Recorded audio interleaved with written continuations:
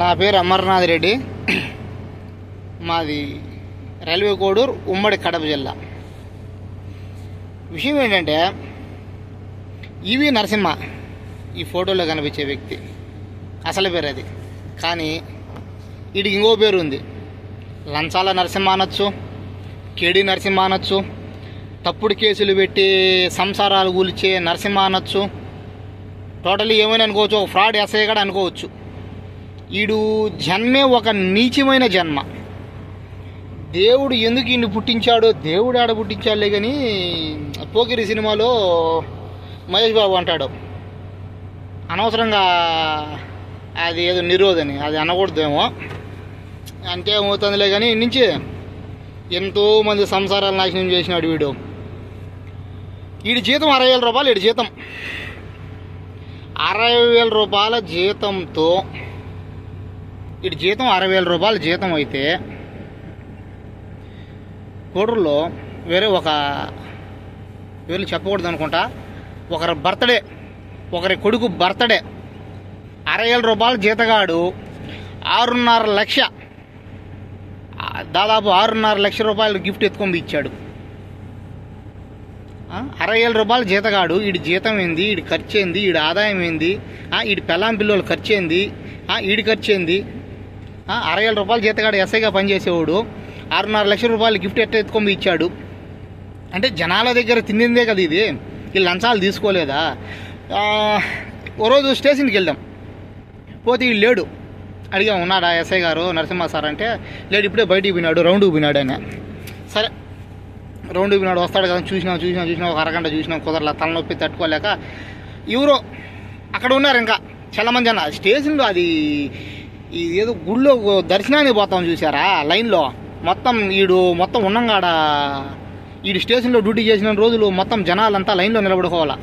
ఏం చిన్న క్రౌడ్ కాదు, మొత్తం సెటిల్మెంట్లే, కోర్టులు గిట్లు ఏమి ఉండవు. మొత్తం వీడే న్యాయస్థానం, వీడే జడ్జు, వీడే చీఫ్ జడ్జు. మొత్తం వీడు చెప్పింది ఆ చట్టం, వీడు చెప్పింది న్యాయం. చట్టాన్ని వీడు చుట్టంలా వాడుకున్నవరే పాపాల నరసింహ, నీ పాపాలు పండే రోజు వచ్చిందిరా. చట్టాన్ని నీ చుట్టంగా వాడుకున్నావు నువ్వు. కొన్ని వందల సంవత్సరాలు నాశనం చేసినావు, కొన్ని వందల మంది కడుపు కోతకు బాధ్యుడు అయినవరా ముండా ఖోర్. జనాల దగ్గర లంచం తీసుకోకుండా నువ్వు 6.5 లక్షల రూపాయలు గిఫ్ట్ ఎట్లా ఎత్తుకొని ఇచ్చావురా? నీ జీతం 60,000 రూపాయలు, నీ ఖర్చు ఏంది, నీకు ఎంత మిగులుతుంది? ఈ స్టేషన్లో ఉండేవాళ్ళు ఎవరో టీ అన్న తాగొద్దాంపా అని అన్నారు. నేను ఒక 4 దొడుకోపోయినా. ఓయమ్మ, వీడు పోలీసుడు కదా, మనకెందుకులే, మనం ఏడో ఉన్నాము, మన మీద కేసులు పెట్టాడు, అప్పుడు డబ్బులు ఇచ్చేస్తున్నాము, చాలా డబ్బులు పోయిండాది. ఈ డబ్బు పోతే పోయింది, నాయముడే ఒకడు ఇచ్చాడు, ఎందుకులే, బాగుండదు. వాడు ఎంతసేపు వాడికి ఫేవర్గా మాట్లాడుతున్నాడు. నాకేం తెలుసు, ఓని రాజంపేటనే దొడుకొని వచ్చిన. ఇడుచా పొడిచా లేచే మనిషిని కాదు నేను అన్నాడు వీడు. ఓయమ్మ, వీడికి ఏదో దండిగా ఉన్నది పెద్దదిగా, నీడిదని చెప్పి వీడు దొడుకొని పోతుంది. నేను ఆడికి పోతాను, ఈడు ఓడు ఒకటైనారు. నాకేం తెలుసు, వీడు ఓడు మనిషినే. పోయింది, నాదేదో పోయింది, నా టైం బాగాలేదు, పోయింది. మళ్ళీ సంపాదించుకుంటాం, టైం బాగుంటే, లేకుంటే పోతాం. ఓడిలాగా అయితే నేను ఒకటి కడుపు కొట్టను, ఒకటి నాశనం చేయను. నాకు ఆ బాధ వద్దు, ఆ పనే నాకు వద్దు. పోతే పోయి సంపాదించుకుంటాం. టీవీ ఇంకాడి కూడా నడుచుకుంటా పోతున్నారు. వారాగంలో మేము పోయినాం, మేము 4 ఒక అతను సిగరెట్ కొడతాడు. ఎవరు అతను అమ్మిడి వచ్చాడు అని, తాగాకో ఏం కాదు, ఎందుకు టెన్షన్ అన్నాడు.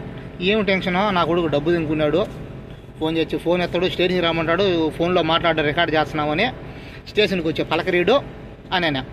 అప్పుడు ఇన్ని చెప్పుకొచ్చారు వాళ్ళు ఎవరో నాకు తెలియదు అసలు. వచ్చేసి విషయం ఏందో అన్నది నాకు అర్థం కాల. సరేలే, మా నిదానంగా మళ్ళీ మనకెందుకులే స్టేషన్లో అడుగుదామని అనుకున్నా నేను.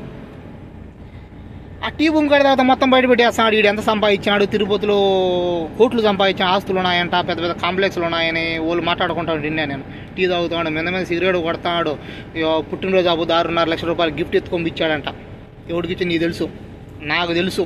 ఒరే, నువ్వు నా మీద కేసు రిజిస్టర్ చేసిన 3వ రోజే నేను కనుక్కున్నా. అర్థమైందా? 6,50,000 రూపాయలు గిఫ్ట్ ఎత్తుకొని ఇచ్చాడు. 60,000 రూపాయలు జీతగాడివి. దీని అమ్మని నేను తెచ్చుకొని మేము సంవత్సరాలు ధరపడే మాపులు పగులు కష్టపడి రోజుకు 18 గంటలు, 20 గంటలు, 24 గంటలు, 24 అవర్స్ గట్ట నిద్ర గడపోకుండా పనులు చేస్తున్నాం మేము. ఏమన్నా ఇంట్లోకి వచ్చేటప్పటికి సంవత్సరానికి 2 నెలలకు వచ్చినప్పుడు ఇంకా అప్పుల్లోనే ఉన్నాం. నువ్వు 60,000 రూపాయలు జీతగాడివి, నువ్వు 6,50,000 రూపాయలు గిఫ్ట్ ఎత్తుకొని ఇచ్చినావురా? ఎట్లా ఇచ్చినావు నువ్వు 6,50,000 రూపాయల గిఫ్ట్?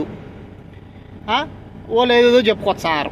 అబ్బా చిన్న డబ్బులు తినడు, ఎటాటోడు అబ్బా వాడు మాట్లాడుతున్నాడు నాయన ఒక ఎవడో పాపం పుణ్యాతుడు వాడు గీడు అనకూడదు. నిన్ను తిట్టేవాళ్ళంతా మంచోళ్ళే, నిన్ను తిట్టేవాళ్ళు మంచివాళ్ళేరా, అంత హీనమానంగా దేంగుతారు నిన్ను. సరే దాని విషయం పక్కన పెట్టు. 6,000 రూపాయలు జీతకాడివి, 6,50,000 రూపాయలు గిఫ్ట్ ఎత్తుకొనిచ్చా. ఎవడికి ఇచ్చావు నీకు తెలుసు. కోడూరులో కోడేకి వస్తుంది ఒకటి. ఇంకొకటి, అరే పాపాల నరసింహ నీ పాపాల పండే రోజు వచ్చిందిరా. ఒకే ఒక్కడు సినిమాలో అర్జున్ చరణ్ రాజు తలకు గోతంలో వేసి ఎలికిలిసి పెడతాడు. ఆ టైప్లో నేను మొత్తం 100 కేజీలు గోతంలో మొత్తం బాడీని మొత్తం మనిషిని మొత్తం గోతంలో వేసి కట్టేసి డబ్బలంతో కుట్టేసి ఒరే మామూలుగా మూతి కట్టినామంటే నువ్వు ఊడు వచ్చేస్తావు బయటికి. అంత కేటుగాడు నువ్వు. ఎందుకంటే నీ పోలీసు మైండ్ చాలామంది జీవితాలను నాశనం చేసింది, అర్థమైంది. నీ సంసారం కూడా అంతంత మాత్రం ఏడుస్తుంది లేక ఆడ, నీ సంసారం కూడా అంతంత మాత్రం ఏడుస్తుంది నీ కొంపలో. ఏం మాకు తెలియదు అనుకున్నా.